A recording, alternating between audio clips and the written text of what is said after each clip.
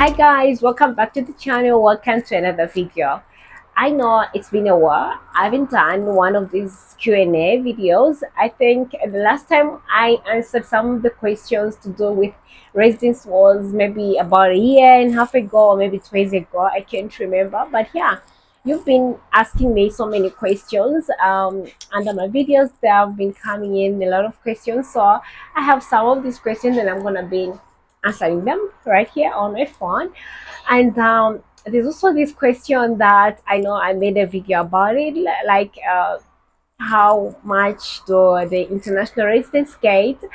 I know I didn't give like the figures while I was answering these questions, so I thought I should give you also guys the figures, like the details of how much I used to get while I was on residency. Now that residency is over, so I think I can give you the I can give you the answer with the figures. So I have a first question here and it says, hello, thanks for your information. Please, I still want to know if there is a way to take the equivalent test in English, and if we need to take special courses in medical Turkish.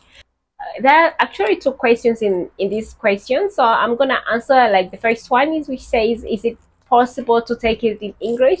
Unfortunately, it's not possible because the language of command in the country is Turkish. So everybody who is planning on studying here, especially when it comes to the medical field, because you're going to deal with the patients, the local people, so you definitely need to know the local language and also the language of command, which is Turkish. So it's a must for you to do the test and everything in Turkish. And the other part of the question is like, do we need to take any special courses in medical Turkish? Unfortunately, I've never heard anything like that, like medical Turkish. So, and the only thing I know that there are language courses that offer Turkish lessons, so you're going to learn some of the Turkish terminology along the way, but I've never heard like special medical Turkish in one way or the other. So you're probably going to learn it on your own, and also during the course of learning Turkish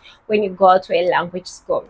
Let's move on to the other question. It said, please tell, after passing the STS, 6 months of internship, is it paid or unpaid?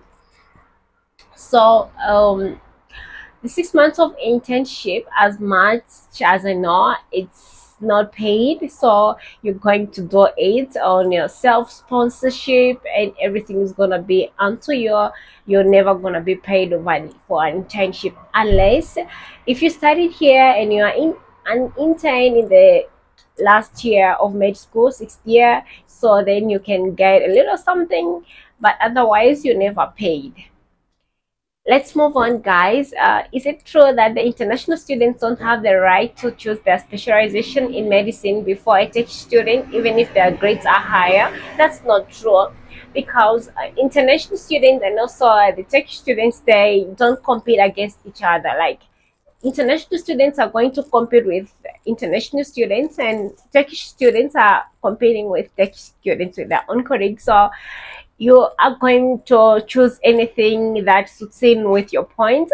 I would say that, let's say the number of intake that's opened might vary. Let's say for a certain university, for the Turkish students, the intake is open, like, let's say they're going to take maybe just for students that year, let's say in the internal medicine field, so they open up maybe 5, so it's gonna be 4 Turkish students and 1 foreign student.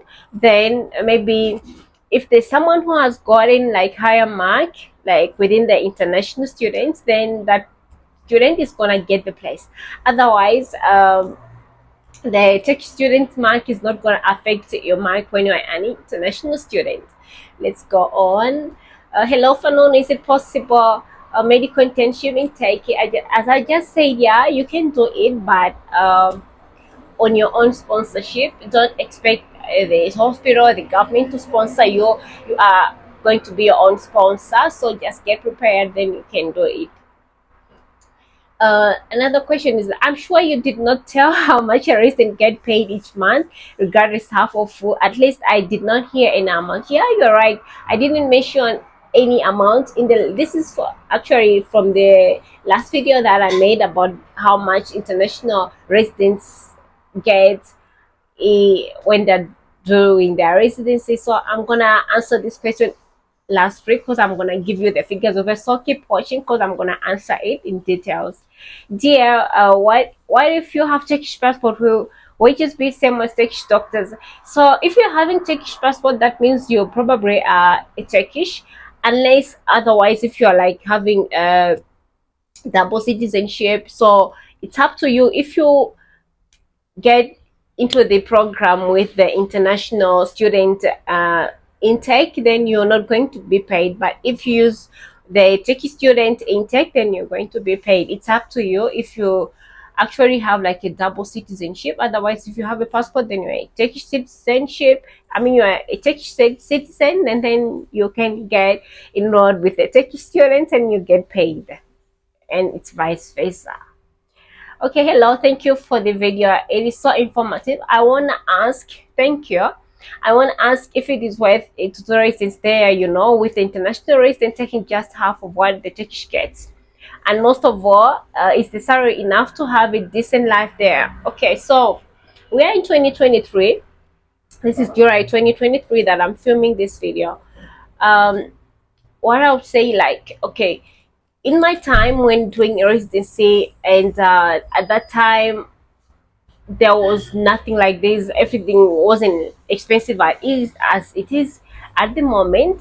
So I would say, yeah, it's worth it because you could get a little something from the hospital, from the course that you did, and at least you could live your life.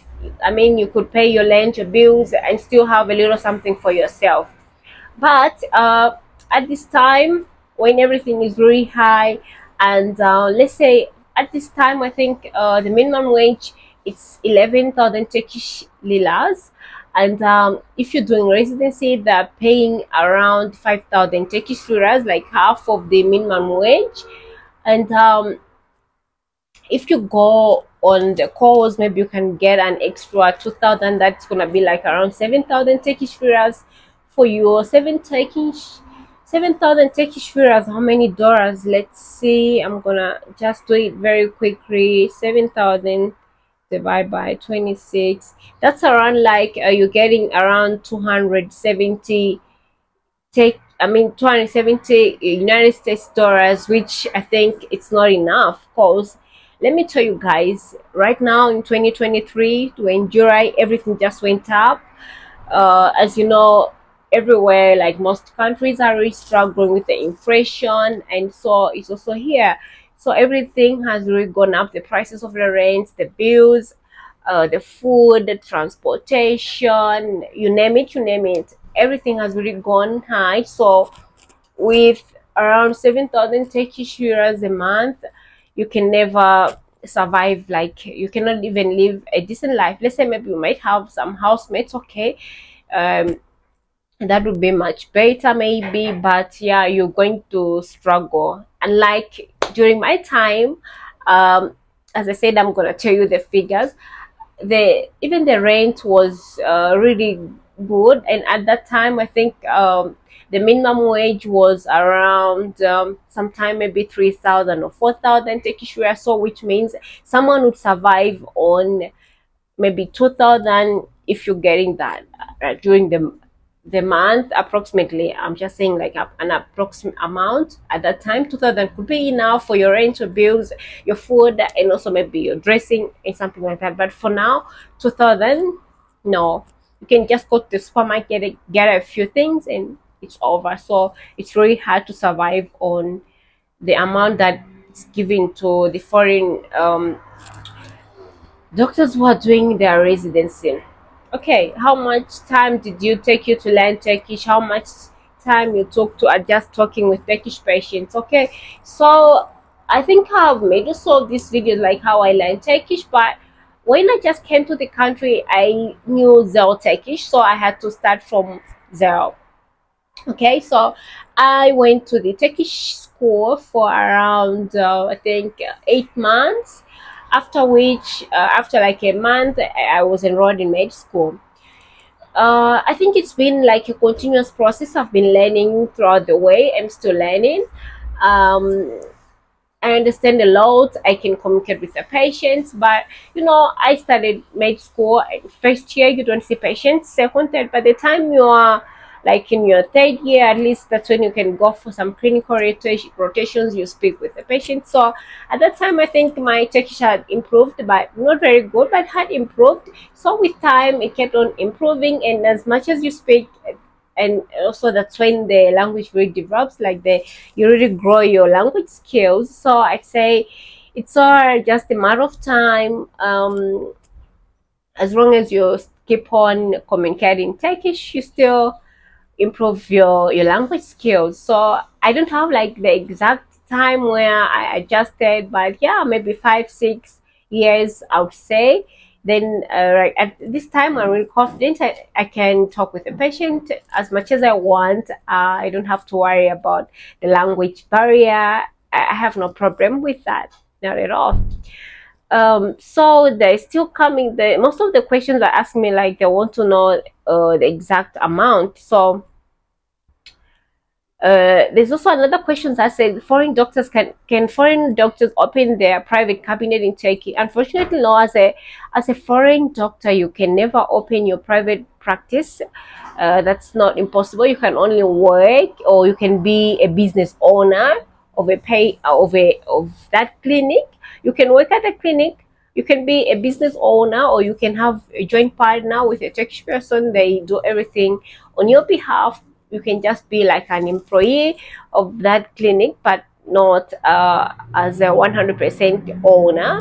All right, so yeah, finally I'm gonna answer the amount of how much a Turkish resident gets. So during my time, when I'm saying during my time, it's barely 2 years ago. It's not, it hasn't been it hasn't been even 2 years since I finished my residency, but everything has completely changed. So the time I was living in residency, I was getting about let me say, from my hospital, they used to give me around 2,000 Turkish liras, and then with the calls, I would get around 1.8. Maybe in a month, I would get on average 3.5 Turkish liras. But by that time, Dora.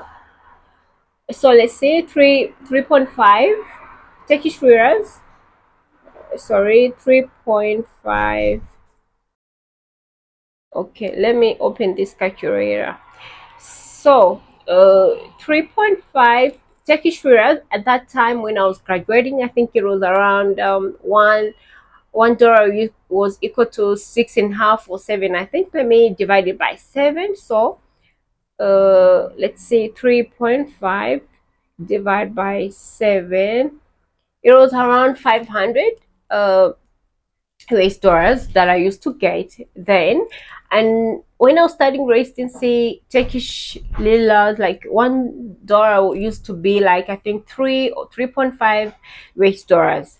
And now that the inflation and after the COVID and everything, let me tell you, they are getting around 7,000 Turkish liras, but the dollar is now at 26. So we're going to divide by 26.5. I think it's around 264 United States dollars, which is pretty low, like almost half of what I used to get.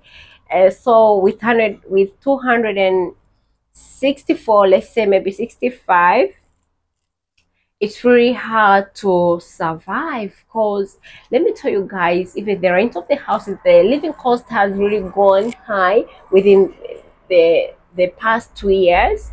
So with 265 US dollars, it's almost impossible to survive, because for the rent alone you'll probably find the house is costing around, the cheapest should be 350 US dollars, cheapest, and the price goes on, and the prices of food, the transportation and all that. I think I'm gonna make another video to, because I also made like 2 years ago about the cost of living here in Turkey. That was 2 years ago, and at that time a dollar used to be like 8.5 Turkish liras, and now it's 26. It hasn't been even 2 years already, but it's almost like 3 times.